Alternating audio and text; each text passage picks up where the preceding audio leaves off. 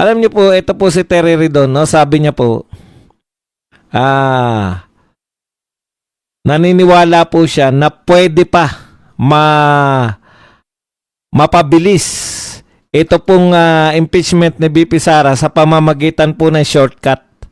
No, yung nakita po natin yung kay President BBM, yung impeachment po laban kay BBM ay pinadaan po dito yung ruta mula po kay Garafil, tinanggap.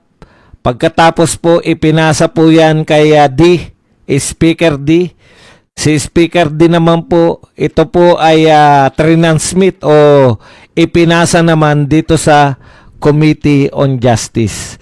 Ngayon, kaya sabi natin, tapos dito naman po sa Committee on Justice, pinag-usapan po, pinagbotohan nila na nasa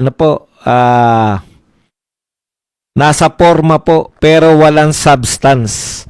Okay, kaya ibig sabihin, binasura po ng Committee on Justice, ito pong impeachment complaint laban kay President BBM. Ngayon, ang katanungan po ay akala natin doon padadaanin sa ruta na yun, no? Kay Speaker D, tapos i-repair niya. Pero sabi po ni Ridon, pwede pong sa February 9 o sa Lunes ay pwede na pong ma-impeach si BP Sara sa pamamagitan po ng shortcut. Ayan ka na naman, Ridon. Pa-shortcut ka na naman. Kaya kayo nadadali. Ito pong shortcut na to ay kukuha lang sila muli ng pirmang 106. Tapos pwede na lang i-transmit direkta sa Senado. May pag-asa pa po ba to? Ito po muna, no, yung kinakailangan po muna, paano po pwede yung shortcut na yan? Ito po yung mga kondisyon yan. According kay Ridon, ang shortcut po ay kinakailangan meron pong ang mga sumusunod. Una po, nakakuha sila ng 1/3 signature under the 1987 Constitution and House Rules if at least 1/3 of the whole House members, currently around 106, signed and endorsed an impeachment complaint. It can be transmitted directly to the Senate for trial. Badong, pwede pala yan ganyan. Akala ko po ang ruling ng Supreme Court ipadaan dito sa committee. Kala ko kaya nabasura dahil yon. Hindi po, kaya po nabasura yan dahil lumabag sila sa 1-year rule. Okay. At so, yun talaga usual dapat, di ba? Ipadaan mo sa Justice Committee. Pero mukhang meron pong tama itong si Terry Ridon, no? Kasi 1987 Constitution po yan eh. Okay. Ang problema kasi nila last year, yung ika-4, yung number 4 na impeachment complaint, yung pinagbotohan nila. Ikalawang kinakailangan para magkaroon ng shortcut. Bypassing the Justice Committee, this method allows the House to skip lengthy committee deliberations and plenary referrals, moving straight to a Senate trial. So, kinakailangan po, para lang matupad to, kinakailangan hindi na dumaan sa committee ng Justice o Justice Committee ng House of Representatives.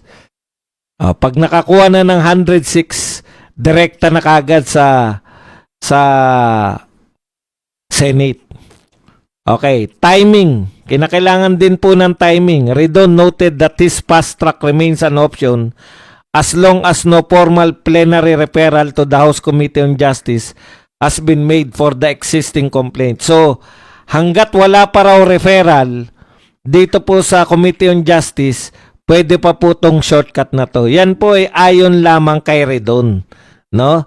At kinakailangan po yan, mangyayari po yan pag yung House of Representatives po pag open, nilagay po niya sa order of business ng plenary. na pag-usapan na o pagbotohan na agad. Hindi na idadaan doon sa Committee on Justice. Okay, pero ililinaw ko po ito po ay ayon lamang kay Redon. Ngayon, bakit po pwedeng sumunod sa kanya yung mga congressman? Kasi nga kung gusto nilang ma-impeach talaga si BP Sara, yun talaga ang pinakamabilis na daan. Pero nga ang problema nga diyan, mapapapayag niya ba yung mga congressman? 'Di ba? Tandaan natin, marami ng panukala to si Redon na tinabla ng mga congressman. Halimbawa, panukala niya noon na imbestigahan yung Dolomite o walang pumatol kaya hindi na imbestigahan yung Dolomite. So, eto kasi, kaya si Redon, eto ang batang version ni Trillanes eh. Kada magsasalita, kino-cover ng media. Yan yung problema natin dito sa mga tao na to, no? Masyadong lapitin ng media. Yan din ang problema ng media. Kaya wala na naniniwala sa kanila kasi bawat sabihin ni Redon, bawat sabihin ni Trillanes, kino-cover nila, ibinabalita nila na parang katotohanan. Wala man lang nagre-recheck eh. Wala man lang kumukuha ng panig ni Speaker D. Wala man lang kumukuha ng panig ng majority floor leader. Wala man lang kumukuha ng panig ni Luis Tru. Okay na sa kanila yun. Basta sinabi na Redon, balita na yan. Alam niyo yung mga automatic, lahat ng mga naninira kay BP Sara, lahat ng sasabihin nila, ibabalita namin. Paano kung walang pumatol na congressman? Di mo kanta nga yung balita nyo. Di ba? Bago nyo ibalita, dapat kinokorek, inaano nyo muna. Tinatanong nyo muna yung mga ibang congressman kung pabor ba sila. Hindi. Once na ibalita na Redon, okay na yan. Goods na kagad yan. Wala nang tanong-tanong sa iba. Ganyang kalakas si Redon, ganyang kalakas si Trillanes sa media. O hindi pala si Redon at Trillanes ang malakas. Ang malakas, yung lahat ng anti-Duterte na mga tao ang lakas sa media. Di ba? Kung tutusin, ano ba si Redon? Ano ba papel ni Redon? Assistant Speaker ba man lang yan? O Deputy Speaker ba man lang si Redon? Hindi naman. Ano ba ang papel ni Trillanes? Walang papel sa gobyerno. Ano ba papel ni Llamas? Walang papel sa gobyerno. Bakit kino-cover sila lagi ng media? Kasi nga kilalang anti-Duterte sila. Yung media natin, kilalang anti-Duterte, kaya lahat na sabihin ng tatlong ugok na to, ibabalita nila kahit walang katorya-torya, kahit sila lang po nakaisip. In fact, siya lang po nakaisip niyan. Si Redon lang. Alam niyo po kung bakit? Kung hindi po matutupad yan, may isa pa pong shortcut si Redon. Ito po, na-realize ko sa pag-aaral ng hilatsan ng pagmumukha ni Redon. Ang pinakamatinding shortcut ni Redon, yung kumbaga, diretso agad sa Senado, wala nang makakapigil. Sisinghutin ni Redon lahat ng mga impeachment complaint. Pag nasinghut ni Redon yan, diretso na sa Senado yan, wala nang pagdadaanan na botohan. Yan po. Yan po ang nakinikinita kong binabalak ni Redon eh.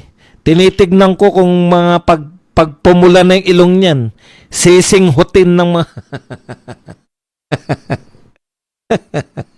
Isang singhot mo diretso na yan sa Senado.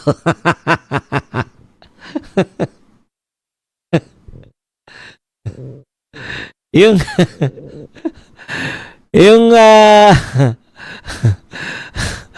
may taglay na kapangyarihan yung ilong ni Redon. Na pag nasinghot niya yan, diretso kagad, pag-uusapan kagad sa Senado. Yun ang pinaka-shortcut. Puta, singhutin ni Ridon yan. Ewan ko lang kung hindi dumiretso yan sa mga palad ni Tuta Soto. O, pumapalag na po si Tito Soto. Hindi daw, Tito Soto daw siya. Tito Soto daw, hindi daw Tuta Soto. Mas gusto ka namin tawaging Tuta Soto. Mas bagay sa yun.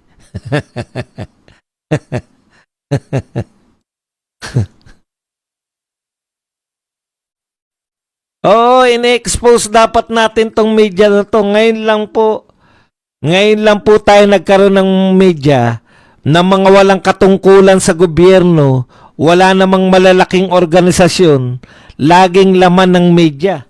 Kada magsasalita, kada magbibiro, kada lahat ng gawin, binabalita nila. Kaya halatang halata kayo media eh.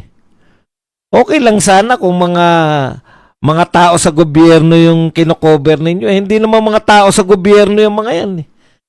Wala nga silang posisyon eh. Oh. Mas marami pang coverage ninyo sa ginagawa ni Terry Ridon, sa mga sinasabi ni Terry Ridon, kaysa sa ginagawa ng buong HOR. Kala nyo hindi namin man nahahalata? Tapos sasabihin nyo hindi kayo bayaran? Ano yun? Bakit nyo sila kinocover? Wala naman... Hindi po si Ridon ang tagapagsalita ng HOR. Kung hindi siya tagapagsalita, hindi rin po siya mataas ang tungkulin. Hindi po siya mataas ang tungkulin. Hindi po mataas ang tungkulin ni Ridon. Kung kayo po magtatanong ng gagawin ng HOR, dapat ang kinukuha niyong opinion o ang kinukuha po ninyong hindi opinion yung kinukuha po ninyong mga resource person, yung matatasan tungkulin, halimbawa sa speaker o kaya mga deputy speaker man lang. Ridon kayo na Ridon, puta, araw-araw nasa media si Ridon Tapos sasabihin nyo, hindi kayo bayaran. Ano ba papel ni Ridon sa HOR? Ano ang papel ni Ridon sa HOR? Deputy speaker ba man lang siya? Hindi. Bakit siyang kinukunan nyo ng impormasyon?